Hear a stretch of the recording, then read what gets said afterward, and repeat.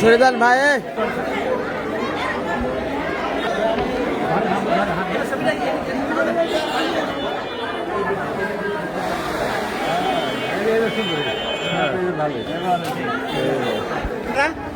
বাইরে পিছনে আর অত শক্তি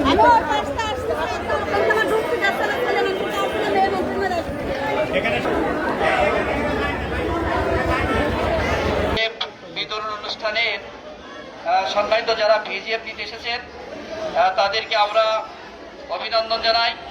আপনারা ইতিমধ্যে লক্ষ্য করেছেন বাংলাদেশ জামাত ইসলামী ঝিনাইদহ 2 হরনাকুণ্ড 2 আসনের মাননীয় জাতীয় সংসদ সদস্য, বিশিষ্ট ইসলামী চিন্তাবিদ, বিশিষ্ট শিক্ষাবিদ অধ্যাপক আলী আজম মোহাম্মদ আবু বকর সাহেব আমাদের মাঝে উপস্থিত হয়েছে।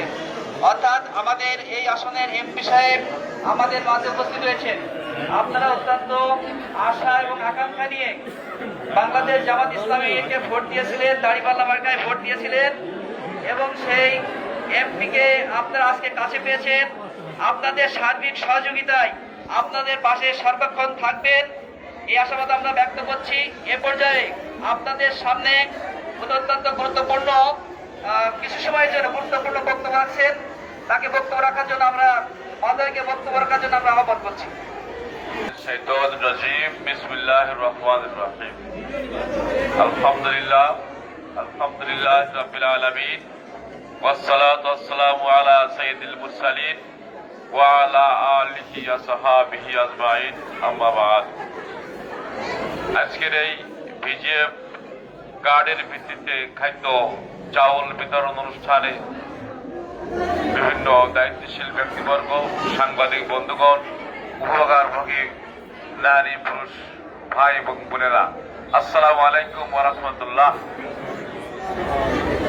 আমি আপনাদেরকে সর্বপ্রথম ধন্যবাদ জানাই যে আপনারা ভোট দিয়ে আমাকে নির্বাচিত করেছেন। আপনারা অনেক কষ্ট করে, অনেক পরিশ্রম করে, ত্যাগ স্বীকার করে আপনারা ভোট দিয়েছেন। ভোট দেওয়ার ক্ষেত্রে অনেক কষ্ট সহ্য করেছেন, হুমকি ধামকির সম্মুখীন হয়েছেন।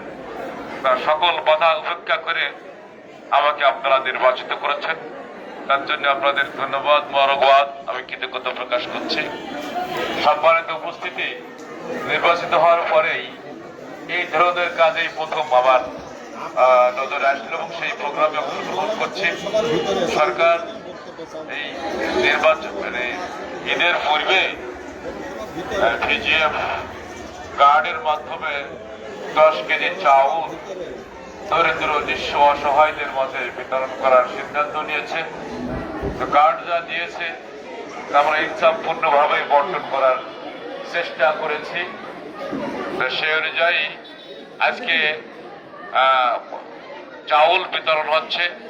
আমি এখানে আহ্বান জানাবো আপনারা শৃঙ্খলার সাথে চাউলগুলো গ্রহণ করবেন। যে সমস্ত কর্মকর্তা কর্মচারীরা বিতরণের ক্ষেত্রে অংশগ্রহণ করেছেন তারাও একটু লিবারেল হবেন। আর যারা এসেছেন নিতে, অনেকেই তো এসেছেন, কষ্ট হচ্ছে আপনাদের, তো আপনারা একটু ধৈর্যের সাথে এবং শৃঙ্খলার সাথে নেওয়ার চেষ্টা করবেন। আপনারা বিশৃঙ্খলা করার চেষ্টা করবেন না, মানে সবাই একটু স্যাক্রিফাইসিং মানসিকতা রাখবেন। সবাই যদি মনে করে আগে আগে দেবো আমি, তাহলে কিন্তু কেউ নিতে পারবেন না। সিরিয়ালি লাইন দিয়ে যদি কেউ আমার আগে সে চলে যাক, এটা মানসিকতা আপনাদের থাকে, তাহলে দেখা যাচ্ছে পর্যায়িত হবে আপনারা সবাই শান্তিপূর্ণভাবে এটা গ্রহণ করতে পারবেন। তো আমি আর কথা বাড়াচ্ছি।